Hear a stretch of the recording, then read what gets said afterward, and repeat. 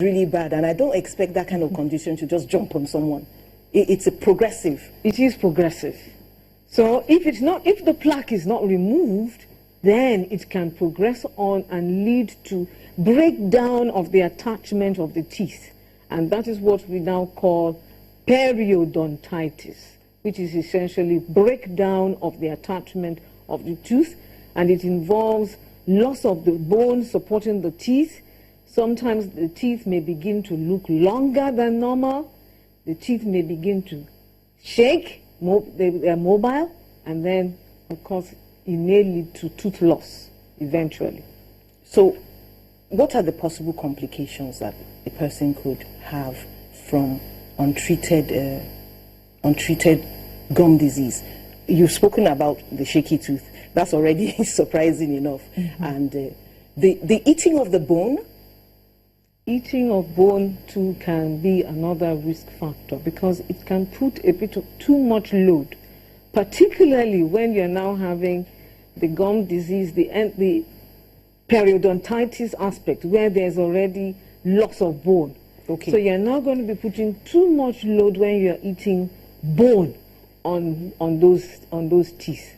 So what are the initial signs, for example, of gum disease, so that people can look in the mirror, at least that's something we can see, and decide, oh, something is going on here, I've got to be careful. Are there signs? Yes, there are signs of gum disease. Initially, it will start off by the gums appearing red, like this one on the screen. Then you may even start having bleeding while brushing in the morning or at night. Lots of people have that. Yes. Lots of people have that. Is that how widespread it is? It is widespread. But funny enough, people do not respond they usually misinterpret that bleeding by saying that it is bleeding because their brushing is too traumatic. hard. It's exactly. Too hard. So they tend to neglect it.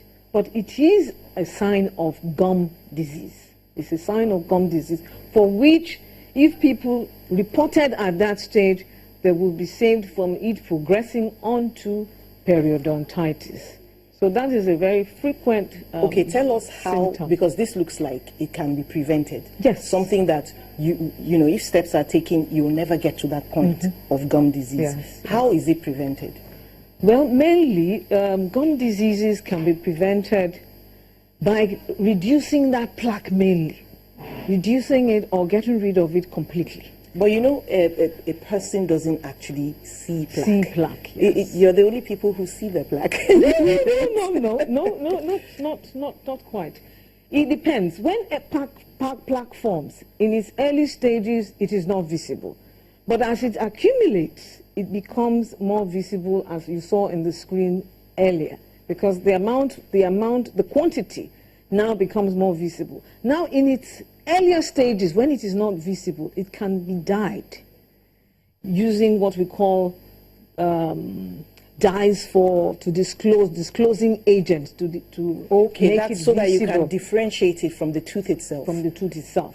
And it's also good it's also used to be able to monitor the brushing habits or the brushing efficacy of patients. Okay, but now I'm talking about someone who hasn't come to the hospital, probably has not visited the dentist. What does such a person do to make sure it doesn't get to the point of having gum disease? Okay. For such patients, they will definitely still need to come to the dentist. But first and foremost, they must brush, and brush in the correct way. They must brush in the correct way. And you shouldn't avoid brushing, scrubbing. Okay. Because scrubbing will just wear away the gums and make the teeth more sensitive. And then, of course, when the tooth is more sensitive to the brushing, the individual avoids that area. Yes. And therefore allows for more plaque to accumulate in that area, and the cycle continues. Okay, let's look at this model that we have here. When you talk of brushing properly, are you just talking about the regular brushing strokes, or is there something that particularly attacks plaque and prevents gum disease? Just show us with the model. Well, plaque tends to accumulate on the junction between the gums and the tooth, around the necks of the teeth. Now, the essence of brushing is to remove that plaque. And there is a method for brushing. Usually, we say you put the side of the brush on the gums and sweep it upwards. Okay. It is put on the side of the gums and it is swept upwards, and it's done repeatedly round the whole jaw on the inside of the teeth.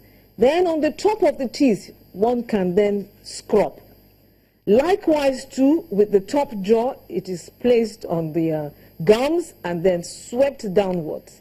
Placed on the gums, swept downwards. Placed on the gums, swept downwards. And this must be done for both the outside surface and the inside surface before finally cleaning the tongue. Because the tongue to itself has a rough area that also accumulates plaque and could also be a source for So tongue re-establishing. scraping is absolutely necessary. It's absolutely essential. Tongue brushing. Tongue brushing. Tongue not brushing. scraping. Not They call it scraping. scraping. Some